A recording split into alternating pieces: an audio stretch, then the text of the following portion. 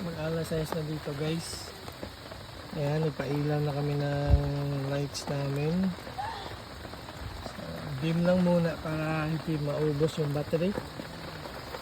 Yung partner ko, ayan, nagluluto na rin ng anong tawag dito? Nagluluto na rin ng kanin. Kasi ako ngayon, ako naman, mag-iihaw ako, no? So, ang ulam namin ngayon ay inihaw,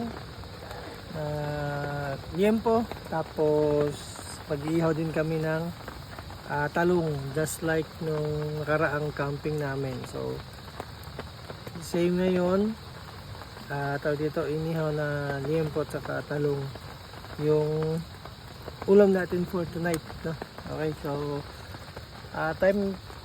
oras ngayon, mag-6 na, kaya, tawag dito, kailangan nating mag asikaso ng hapunan para hindi tayo gabihin at maulan din kasi, so madaling na kapag late na tayo nag-asikaso.